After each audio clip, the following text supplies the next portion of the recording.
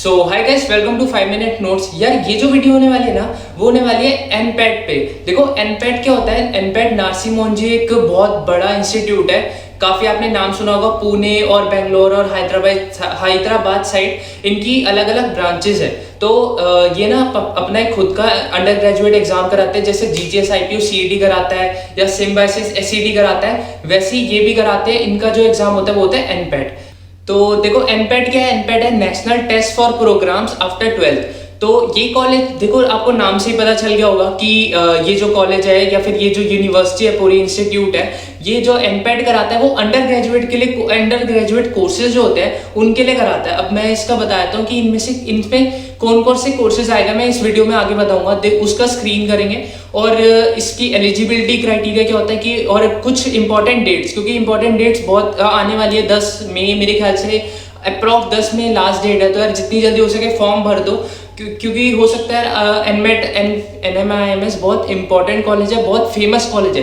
और ऐसा नहीं कि उसकी ब्रांड इमेज नहीं, उसकी ब्रांड इमेज भी बहुत अच्छी है, specially in Navi Mumbai and Mumbai campus. Mumbai campus की तो जो एमबीए और बीबीए की जो इमेज बन रखी है वो टॉप 10 या फिर टॉप 15 यूनिवर्सिटीज ऑफ इंडिया में आती है।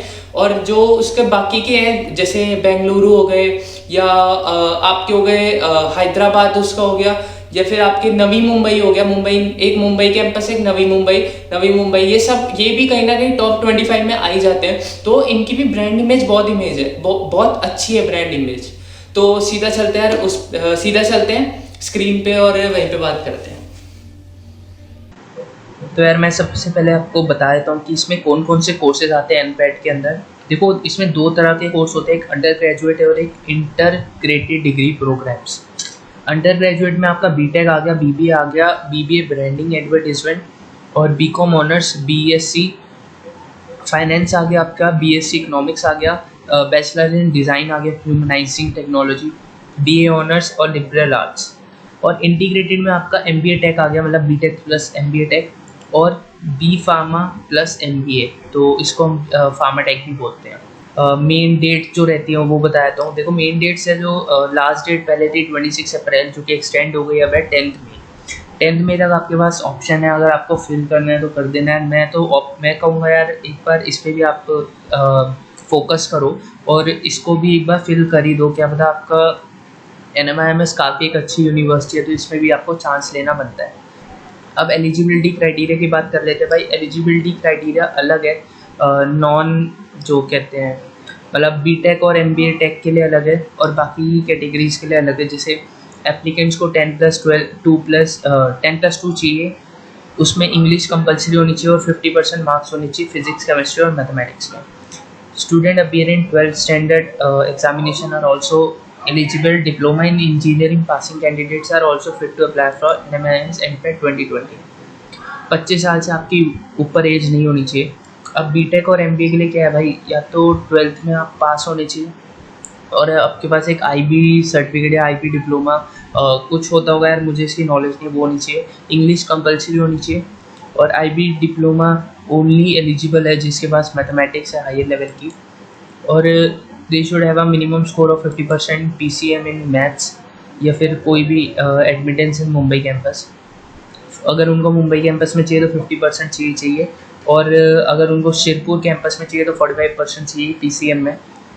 अगर उनको कैंडिडेट्स हुए pass diploma in engineering with minimum 50% are also eligible. और उनकी 10+2 जो कहते हैं, या तो अगर वो ओपन या डिस्टेंस लर्निंग्स के, तो उसका डॉक्यूमेंट्स आपके पास होनी चाहिए।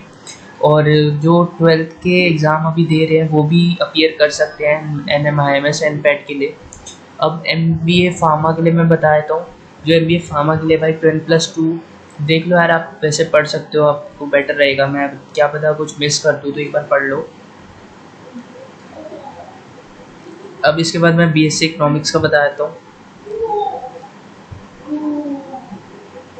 ये है भाई आपका सारा बीएससी इकोनॉमिक्स का। अब इसके बाद जो है वो है आपका बीएससी फाइनेंस या बीकॉम ऑनर्स या बीबीए, तीनों कोर्स का एक ही है। अब आप वो पढ़ लो।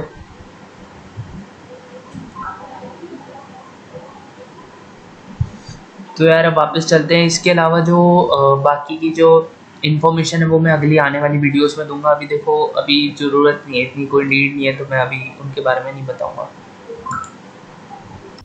सो गाइस, अगर वीडियो अच्छी लगी हो तो वीडियो को लाइक कर देना। आपको पता है लाइक करने से क्या होता है ना, रिकमेंडेशंस बढ़ती है मेरी वीडियो की। इस वीडियो को शेयर जरूर करना, शेयर करोगे तभी जिनको एनपैट के बारे में कभी नहीं पता था उनको भी पता चल जाएगा। और आने वाली वीडियोस में मैं इसका जो एग्जाम पैटर्न है या फिर इसके कॉलेजेस जो है या कितनी सीट्स रहती है, किस कोर्स में कितनी सीट्स रहती है, वो ट्राई करूंगा कवर करने की। और अगर आपकी क्वेरीज रहे तो फिर तो मैं कवर कर दूंगा। क्वेरी से याद है, इन केस अगर आपको कोई भी क्वेरी हो तो मेरे को कमेंट सेक्शन में बता दो। कमेंट सेक्शन इसीलिए है, कोई भी क्वेरी या सजेशन हो तो बता दो। अगर आप यहाँ नहीं बता सकते तो मेरे को इंस्टाग्राम पे डीएम करो। और अगर आप इंस्टाग्राम पे नहीं पूछ सकते तो कोई नहीं, आप यूट्यूब पे कमेंट कर दो, मेरे को कोई इशू नहीं है। कमेंट तब करना जब आपको कोई भी क्वेरी हो या फिर कोई भी सजेशन हो। और इस वीडियो को यहीं पे एंड करते हैं। सब्सक्राइब का बटन आ रहा होगा, सब्सक्राइब जरूर कर देना है। अगर वीडियो सब्सक्राइब करोगे तभी मेरे को भी मोटिवेशन मिलेगी कि यार मैं और वीडियोस बनाऊं अपनी सब्सक्राइबर्स के लिए। So bye guys, thank you for watching.